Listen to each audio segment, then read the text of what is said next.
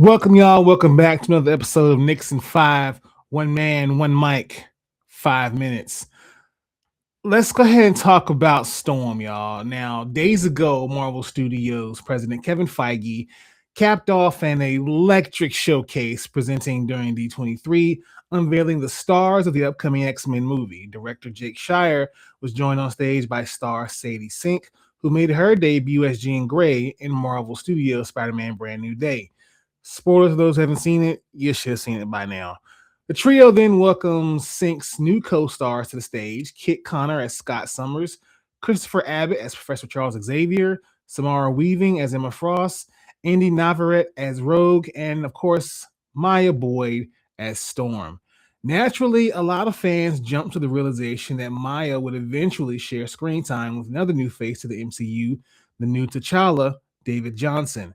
The inevitable pairing of the Black Panther and Storm is something fans have been aching to see for a long time. Now, some of y'all MC fans know Storm primarily because she eventually becomes T'Challa's wife. And listen, we're going to talk about that, but I'm going to touch her hand when I say this. My brother and sister embossed.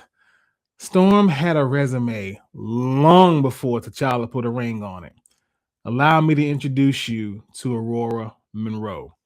Uncanny X-Men number 102. Aurora loses her powers as a child in Cairo and survives on the streets as a thief. That childhood trauma also explains one of the most fascinating contradictions about her. A woman who owns the entire freaking sky suffers from severe claustrophobia. Marvel specifically identifies the issue as essential to understanding her history. In Uncanny X-Men 170 to 171, From the Ashes feels mandatory. Callisto challenges Storm to single combat over leadership on the Morlocks. And Aurora doesn't win because she can summon a tornado. She wins because Storm is that girl. More importantly, this establishes something I desperately want Marvel Studios to understand. Aurora's authority isn't derived from her mutation. She doesn't lead because she's powerful. She's powerful and she's a leader. Life Death, Uncanny X-Men 186. Forge's weapon has stripped Aurora of her powers. Now, this woman who has spent years experiencing the atmosphere almost as an extension of herself has to figure out who Ororo Munroe is when she isn't Storm. Now, for those of you who watch X-Men 97, you're already familiar with Life Death.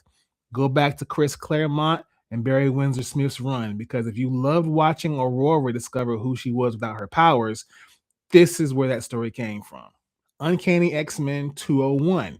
Instead of going home to his clone wife and newborn son, Cyclops insists the X-Men need his leadership because Storm lost her powers. Unbothered, a powerless Storm challenges him to a danger room duel for command, forcing him to either prove it or go home. And I already know the nerds are out there remembering that the victory was retconned because Madeline used her powers to force that L onto Scott. But it don't matter if you win by an inch or a mile. Winning's winning. Now we get to the love affair in Black Panther 14. In Reginald Hudlin's run, Queen Ramonda tells T'Challa it's time to find a wife, secretly hoping he returns to his first love, Aurora. T'Challa realizes she's right, reminiscing about how he foolishly pushed her away in their youth to focus on his royal duties. When T'Challa finally tracks her down in issue 14, Storm isn't just sitting around waiting for a king. She is actively in Sudan rescuing women from slavers. After Wolverine conveniently exits, T'Challa proposes, but Aurora makes him wait until issue 15 to actually say yes. This kicks off the 5-part Bride of the Panther storyline. Now, in the most recent iterations of Storm's lore, we have X-Men Red. After mutant kind terraforms Mars, Storm becomes regent of Akrako. But realizing true leadership isn't just sitting on a throne, she literally destroys it. Rejecting outside control, she forms the Brotherhood of Arakko to fight with her people rather than rule over them. Now that's some real queen shit. Well, that has been NIX and 5, y'all.